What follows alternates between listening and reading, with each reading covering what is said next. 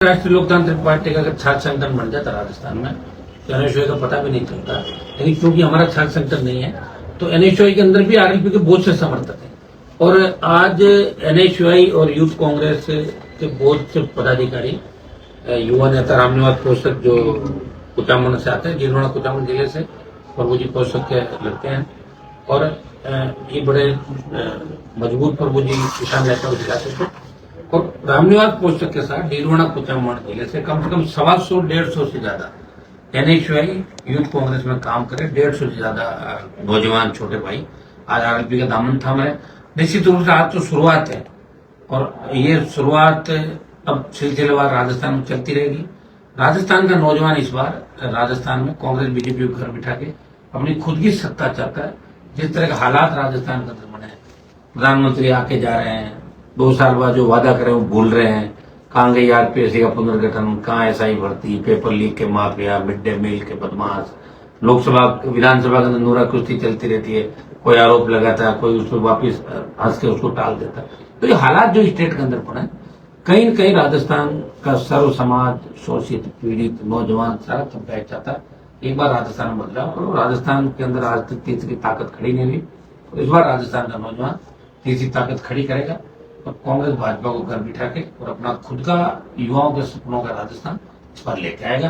और इस कड़ी में आज बहुत बड़ी कांग्रेस पार्टी एक तरीके से डीरवाना कुचामन के अंदर पूरी तरीके से टूट जाएगी आज भी ज्वाइनिंग के बाद। लेकिन कहीं और भी आपकी पार्टी के संपर्क में है भाई?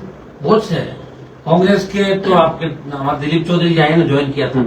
कांग्रेस बीजेपी दोनों से जो जिनको सम्मान नहीं मिल रहा है, और हमने भी तय किया कि कांग्रेस बीजेपी के अंदर जो दागदार लोग हैं उनको हम नहीं लेंगे, लेकिन कांग्रेस बीजेपी के अंदर किसानों के नेता है, जवानों के नेता है, और वो अगर स्वाभिमानी लोग हैं और उनको वहां सम्मान नहीं मिल रहा है तो राष्ट्रीय लोकतांत्रिक पार्टी के दरवाजे उन सबके लिए खुले, क्योंकि आरएलपी का गठन ही जवान और किसान के सम्मान और स्वाभिमान के लिए किया। बहुत से बड़े नेता आगामी दिनों में आरएलपी का दामन थाम।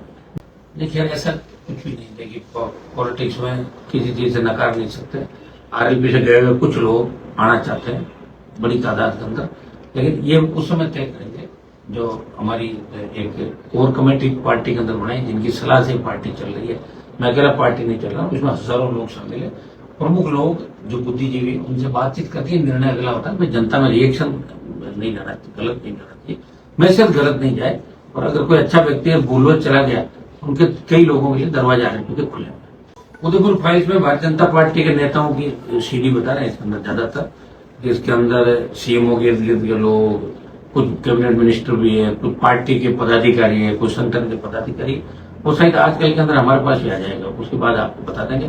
ये एपिस्टेन की तरह ही है एक तरीके का, इसमें पूरी भारतीय जनता पार्टी नंगी हो जाएगी उदयपुर फाइल्स के बाद।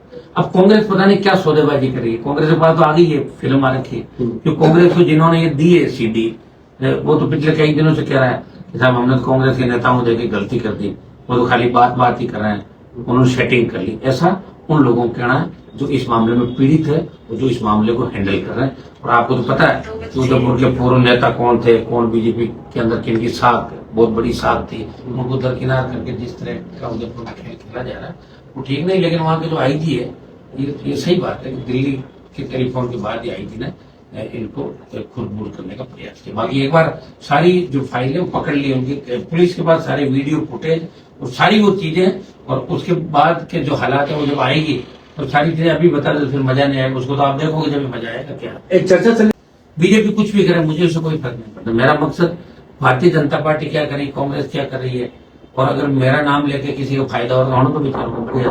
अगर मेरे समाज के कोई व्यक्ति अगर मेरे नाम से मुझे गाड़ी देकर आगे बढ़ा तो बढ़ने दो, तो नाम तो मेरा ही है ना हर जगह। लोटा सा खुला चैलेंज करते हैं सदन के अंदर, लेकिन फिर भी बीजेपी अब तक एक्शन नहीं ले पाए। कई बार फटकार लगाते हैं, आओ पकड़ लो, मैं तो ना धोकर तैयार हूँ, फिर भी नहीं पकड़ते। दोनों पार्टियों में एक दूसरे को बचाने के लिए लोग बैठे हैं। बीजेपी भी कई खेमों में बंटी हुई है, कांग्रेस अलग अलग खेमों में बंटी हुई है। वो तो मैंने आपको क्या कहा, कांग्रेस बीजेपी मिलकर राजस्थान को लूट रही है। ये बात साफ देखने को मिल रही है। यहाँ जिस तरह की स्पीच हो रहे हैं सदन के अंदर, जिस तरह की मजाक हो रही है, तो ये अगर हमारी सरकार और फिर कोई क्या देगी वो तो उसकी बात है। बाकी पहले हम क्या कह सकते हैं, पकड़ना हमारे हाथ में नहीं। लेकिन ये बात तय है कि लोकसभा के अंदर इस बार जिस तरह तीनों चारों विधायकों का भ्रष्टाचार का मामला था पार्टियों का, दूसरा प्रधानमंत्री कह रहे हैं कि मैं भ्रष्टाचार मुक्त देश कर दूंगा, तो तुम्हारे खुद के विधायक भ्रष्टाचार में डूबे कहां से कर दोगे। और प्रधानमंत्री से देश फेडअप हो गया, और मोदी से फेडअप हो गए लोग। मोदी जी की चर्चा टीवी पे बच्चे कहने लगे बंद करो मोदी आ गया। तो एक तरीके से मजाक बन गया प्रधानमंत्री का। परिवार में बैठे लोग भी प्रधानमंत्री देखना पसंद नहीं करते, पता नहीं क्यों फेडअप हो गए, तो वो जाने। लेकिन देश में आज प्रत्येक वर्ग, चाहे बीजेपी का कोर वोटर वो भी कह रहा है छोड़ो यार फालतू की लोरी सुनाएगा बिना बात के। ये हालत देश के अंदर हो। यूजीसी का को लेकर बीजेपी का कोर वोटर ही विरोध कर रहा वो है। यूजीसी को लेकर हमने देखिए जो ओबीसी को उसके अंदर किया, उसमें आर्थिक आधार पर आरक्षण वाले लोगों को भी एक्चुअली यूजीसी की टीम ने जब देश के विभिन्न इलाकों के अंदर दौरा किया तो हमें पाया गया कि कई जाट ओबीसी में आता है, हरियाणा में जाट ओबीसी में नहीं आता, दूसरी स्टेट में नहीं आता, कई दूसरी जाति कहीं ओबीसी में आ रही है या एसटी में आ रही है, एसी में आ रही है, और कहीं नहीं आ रही, ऐसी कई जातियां देश के अंदर है। इसलिए यूजीसी ने पाया कि कुछ जगह ओबीसी के बच्चों के साथ भी एससी एसटी के बच्चों की तरफ बढ़ता हो रहा है, तो ओबीसी को उन्होंने लिया। ओबीसी के बच्चों के साथ अगर बदमाशी की गई तो सस्पेंड करेंगे, मुकदमा दर्ज होगा। लेकिन उसमें विशेष रूप से आरक्षित आर्थिक आधार पर आरक्षण को भी रखा है। और हम ये मांग कर रहे हैं कि यूनिवर्सिटी कॉलेज में पढ़ने वाला कोई भी बच्चा अगर घर से जाता तो उसके अंदर जातीय भावना नहीं होती है, सही बात है। अगर उसके साथ कोई भी रैगिंग या दूसरा दुर्व्यवहार आता तो उसके खिलाफ कार्रवाई के लिए दरवाजे खुले, अनुशासन समितियां बड़ी हुई करवा सकते हैं। नई बात कुछ भी नहीं। क्योंकि यूजीसी के अंदर जो ये अमेंडमेंट लाए इसको लेके कुछ लोग भ्रामक प्रचार करें, उनको इसकी पूरी जानकारी नहीं है। उनको पूरा पढ़ने के बाद इस बात को उठाना चाहिए। सिर्फ भ्रामक प्रचार से काम नहीं चलता। बीजेपी अपने 2 साल और कांग्रेस के 5 साल को लेकर सदन में चर्चा कर रही थी, लेकिन बात यह भी उठी कि राजस्थान में पिछले 2 साल में कानून व्यवस्था किस कदर बिगड़ी है। लगातार गैंगस्टर धमकियां दे रहे नेताओं को, फिरौती मांग रहे, खुलेआम कुछ नहीं कर पा रहा। लेकिन नेताओं में हिम्मत कहाँ है। जब गैंगस्टर धमकी देते हैं सबसे पहला बयान तो मुझे देना पड़ता है, उसके बाद उठते हैं बाकी लोग। तो देख लेंगे हनुमान जी के साथ कुछ नहीं हुआ, उसके बाद हम उठेंगे। डरे हुए हैं राजस्थान के नेता, और आज से नहीं दे रहे। आनंद पाल के समय 2005-6 से मैंने देखा था, तो आज सदन में जोर जोर से चिल्लाते हैं। इनको मैंने देखा था आनंद पाल का नाम नहीं लेते थे, पैंट गीली हो जाती थी इन लोगों की। मैं उस वक्त भी लड़ता था, आज भी लड़ रहा हूँ तमाम माफियाओं के खिलाफ, तमाम देश के बदमाशों के खिलाफ। स्टेट के अंदर जिस तरह बाहर से बैठे लोग करें, तो इंटरपोल के माध्यम से इनको यहाँ लाना चाहिए, इनको सबक सिखाना चाहिए। बार बार हम लोग ये मांग कर रहे हैं, एक्चुअली मांग ही कर सकते हैं।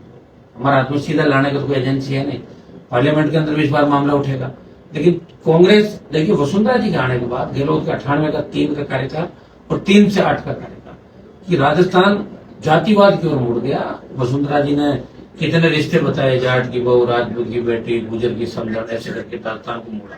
फिर गहलोत साहब भी पीछे नहीं रहे, तो अशोक गहलोत वसुंधरा, और उसके बाद वसुंधरा हटी तो भजनलाल आ गए। और भजनलाल को अभी आसपास उनके जो सिस्टम है उसे देख के लग रहा नहीं दिल्ली वाले भजनलाल जी खुश नहीं जाता। मुझे लग रहा है कि बड़ा चेंजेस दिल्ली भी करना चाहती है, लेकिन अभी उनका ध्यान बंगाल, तमिलनाडु, केरल और उस दिशा का, राजस्थान पे ध्यान है। उनको पता है कि राजस्थान प्रधानमंत्री मीटिंग करा देंगे, 6 महीने अमित शाह की करा देंगे, मीटिंग करते हुए महीने भर निकल जाएगा बातों में सोशल मीडिया के माध्यम से। लेकिन आप देखिए कल जो पर्ची वापस लो ट्रेंड चला, उसमें लाखों वो है, शेडो बैन करना पड़ा। इसका मतलब IT cell Bharatiya Janata party की कमजोर पड़ गई।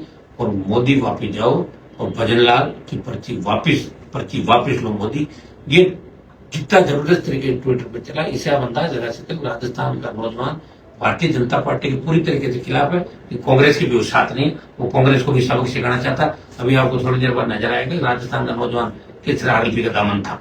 पंचायती राज चुनाव इसलिए नहीं हो रहे कि 2 साल के कार्यकाल को लेकर एक परसेप्शन बना हुआ है, इसका कारण क्या? देखिए कांग्रेस ने ही पंचायत राज चुनाव में गड़बड़ चालू की, 3-4 चरण में चुनाव कराए, ये क्यों नहीं कराए? मुझे तो एक सामना दूसरा नागना, चोर चोर मोसरे भाई, यही चलिए तो कहावत राजस्थान में। तो इस कहावत के लिए हम कह रहे हैं कि राजस्थान को कुछ नया देना चाहिए, कुछ नया राजस्थान में होना चाहिए, और नया करने के लिए प्रयास करें। मुझे लग रहा है कि ऐसा ही भर्ती का परिणाम अगर डबल बेंच से आता है कि ऐसा ही भर्ती रद्द नहीं होगी, तो हम सुप्रीम कोर्ट और दिल्ली तक कूच करेंगे, दिल्ली को घेरेंगे और वहां से आदेश कराएंगे। हमारे लिए तो संघर्ष तैयार है, तैयार बैठे हैं, रुकने वाले नहीं हैं। लेकिन सदन के अंदर डोटासरा बीजेपी के सब नेताओं को लपेटते हैं, एक को छोड़कर किरोड़ीलाल मीणा। क्यों? 7.5 बना। किरोड़ीलाल जी ने इनके खिलाफ पहले मामला उठाया था ना, हाँ, फिर डॉक्टर साहब सेटिंग हो गई दोनों की, वो सबको पता है, नई बात है, तो बहुत पुरानी बात। डॉक्टर साहब की आदत है, करते हैं मामला उठा चुप हो जाते हैं। हमेशा मैं रहा हूं उनके साथ, 3 दिन बोलते हैं, चौथे दिन दूसरा स्टेट, और लोग भी क्या भुलक्कड़ भूल जाते हैं। इनकी अंतिम पारी इस बार सबकी, ये अंतिम पारी है, सब आउट हो जाएंगे 28 के अंदर। ये आपको आसपास नहीं देखेंगे राजधानी की कोई भी हो जाए।